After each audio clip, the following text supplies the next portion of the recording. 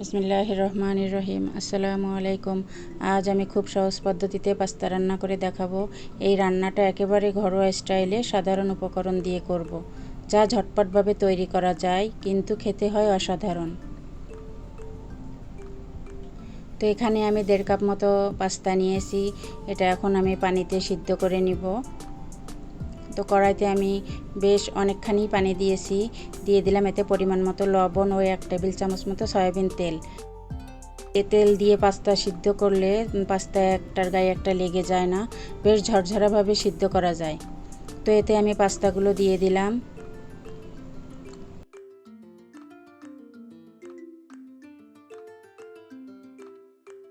তো এটা আমি 80% মতো সিদ্ধ করব। সব পাস্তার প্যাকেটের গায়ে যে টাইমটা দেওয়া থাকে, আমি সেখান থেকে 2-3 মিনিট মতো কম টাইম ব্যয় করব, মানে সিদ্ধের জন্য। তো যখনই 80% সিদ্ধ হয়ে যাবে, এটা আমি নামিয়ে নিয়ে এটা আমি ছাঁকনিতে ঢেলে ঠান্ডা পানিতে ধুয়ে ঠান্ডা করে নিব। তো কড়াইতে আমি 2 টেবিল চামচ মতো তেল দিয়ে দিয়েছি, সয়াবিন তেল। তেলটা গরম হলে এখানে আমি বেশ খানিকটা রসুন কুচি দিয়ে দিলাম। এবার এতে আমি কিছু আদা কুচি দিয়ে দিলাম, দিয়ে এটা আমি ভালোভাবে এখন নেড়ে নিচ্ছি, যেন আদা রসুনের গন্ধটা খুব ভালো মতো চলে যায়। এটা বেশি লাল করে ভাজা যাবে না।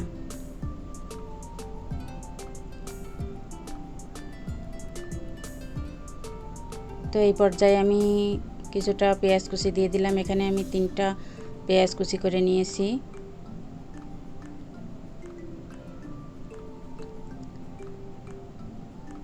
তো এখানে আমি সামান্য পরিমাণে লবণ দিয়ে দিলাম, যেন পেঁয়াজটা একটু নরম হয়ে আসে।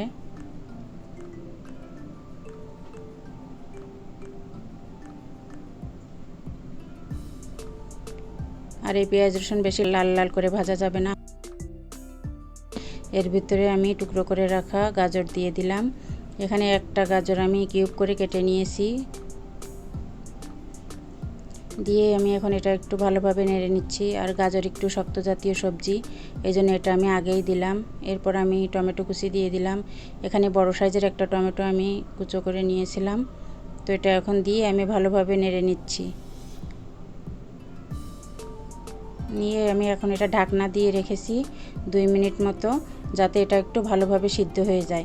তো ঢাকনা খুলে আমি এটা এখন ভালোভাবে নেড়ে নিচ্ছি। এবার আমি কাঁচামরিচ কুচি দিয়ে দিলাম। কাঁচামরিচটা আমি আগে ব্যবহার করিনি, আগে দিলে পাস্তা বেশি ঝাল হয়ে যায়।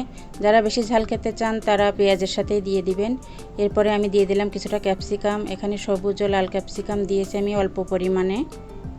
দিয়ে এটা এখন আমি ভালোভাবে নেড়ে নিচ্ছি। আর এখানে আমি 1/4 কাপ টমেটো কেচাপ দিয়ে দিলাম। আর 1 টেবিল চামচ মতো আমি সয়া সস দিয়েছি। দিয়ে এটা এখন আমি ভালোভাবে এখন নেড়ে নিচ্ছি।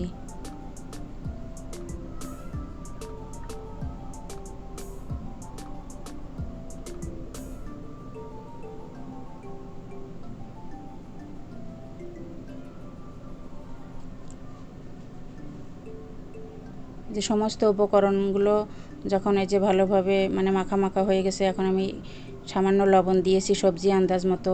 যেহেতু কিছুটা লবণ আমার আগেই পাস্তার সাথে সিদ্ধ হতে দিয়েছিলাম, আবার সয়া সসেও কিছুটা লবণ থাকে, এই জন্য লবণটা একটু কম করে দিতে হবে। এবার পাস্তাগুলো দিয়ে আমি এটা ভালোভাবে নেড়ে চেড়ে নিচ্ছি। আর এই বাকি 20% এই যে এইভাবে রান্না করতে করতে পাস্তাটা কমপ্লিট হয়ে যাবে সিদ্ধ। এই জন্য পাস্তা রান্না করার সময় সবসময় খেয়াল রাখতে হবে যেন সিদ্ধটা প্রথম পর্যায়ে 80% করা হয়, নয়তো অনেক সময় পাস্তা ঘেটে যায়। এজন্য সবসময় 80% সিদ্ধ করে বাকি 20% এই বাকি রান্নাটাই কুক হয়ে যায়। আর এখানে আমি আধা চা চামচ পরিমাণ গোলমরিচের গুঁড়ো দিয়ে দিলাম। গোলমরিচের গুঁড়োটা পাস্তা রান্নায় খুবই ভালো একটা ফ্লেভার আনে। তো আমার পাস্তা রান্নাটা প্রায় কমপ্লিট হয়ে যাচ্ছে। আর এই পাস্তাটা খেতে অনেক সুস্বাদু হয়। আর এই পাস্তা রান্নায় আমি কোনো ডিম অথবা মাংস ব্যবহার করিনি, শুধুমাত্র ভেজিটেবল দিয়েই আমি এটা রান্না করেছি। আশা করি আমার ভিডিওটা সবার কাছে ভালো লাগবে। এই যে আমার রান্নাটা প্রায় রেডি হয়ে গেছে। ভালো লাগলে লাইক শেয়ার করে দিবেন। আর যারা এখনও আমার চ্যানেলটা সাবস্ক্রাইব করেনি অবশ্যই আমার চ্যানেলটা সাবস্ক্রাইব করে দিবেন। সবাই ভালো থাকবেন, সুস্থ থাকবেন। আল্লাহ হাফেজ।